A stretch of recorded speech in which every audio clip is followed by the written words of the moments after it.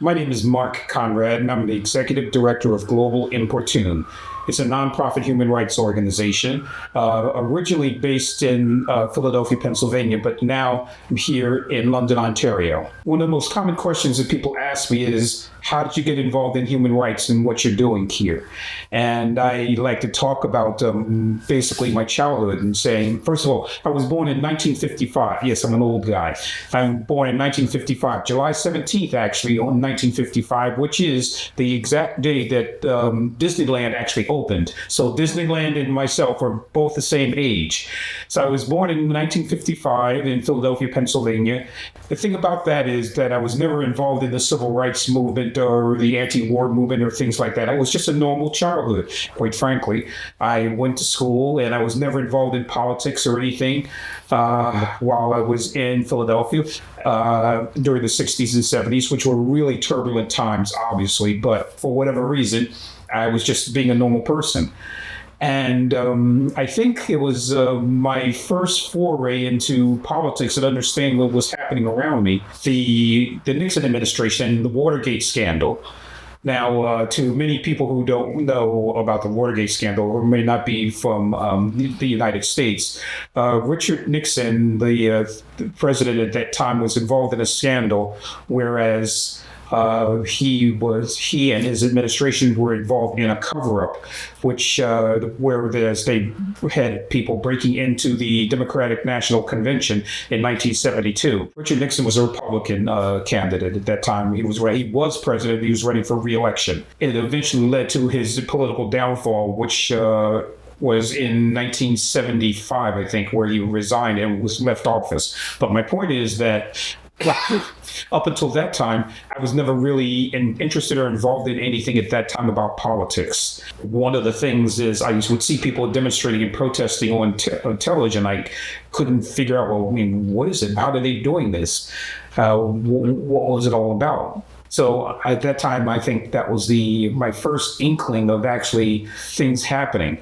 And my first time actually volunteering for something was called the Muscular Dystrophy Telethon, the Jerry Lewis Telethon at that time. And that was the first time I'd actually volunteered my time. And I think I was maybe 16, 17 years old at the time and volunteered to do something. And one of the things that happened as I was doing that was that I got to interact with people from different cultures. You see, I was from North Philadelphia, which is a black area, a ghetto. And Philadelphia, let me point out also, it's a city of ethnic groups. So you have the Asian area of Philadelphia, you have the Jewish area of Philadelphia, you have the Italian area of Philadelphia and black area in Philadelphia. And especially during the 60s, they very rarely mixed. Now, obviously it's different now. When I was 15, 16, 17 years old, I worked in Wildwood, New Jersey during the summer on the boardwalk at an auction house where they actually auction off articles. And one of the things they were doing there is they encouraging people to come into the auction house and actually purchase materials there. But I actually, as a kid, I was also used to talking, and that's also where I developed kind of a talking style or feeling comfortable talking to people. So when I was 16, 17, and 18 years old. That's when it was, because I graduated Simon Gratz High School in 1973. So that's also where I developed a whole feeling comfortable actually talking with people.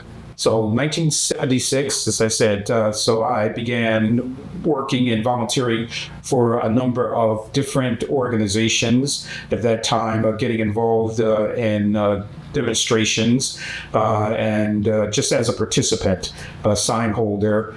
In 1979, during this time, the war that was in Northern Ireland was still going on at that time between the Catholics and the Protestants. And I think one of my experiences in Wildwood, New Jersey, when I was a kid, when I was 15, 16, or 17, I got an opportunity to meet Irish girls who had come over from Ireland to work in Wildwood, New Jersey during the summer. So they began talking about their experiences in in Northern Ireland, what was happening at that time.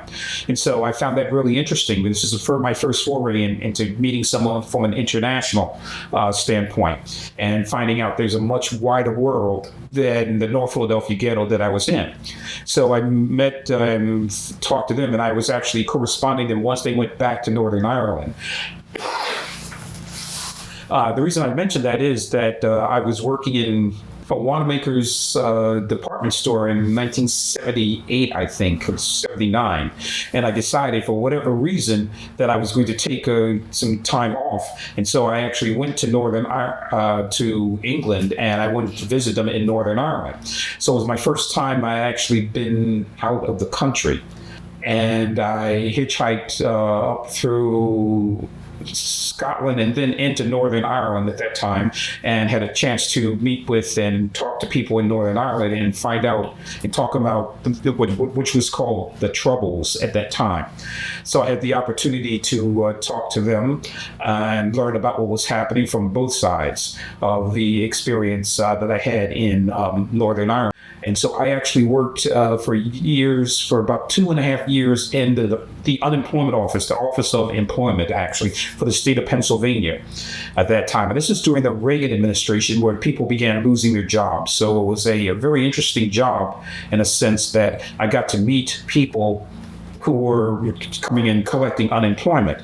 And I must say that I was really good at that. I'm talking to people and kind of making them feel comfortable, because it was very stressful when a person loses their job and they're standing in a line. And you're talking about people who had been, for many of them, who had been working at the job for years, literally 20, 30 years or so, and then all of a sudden they get kicked out. This is what was happening during the 1980s or so, where they were just cast aside for younger people.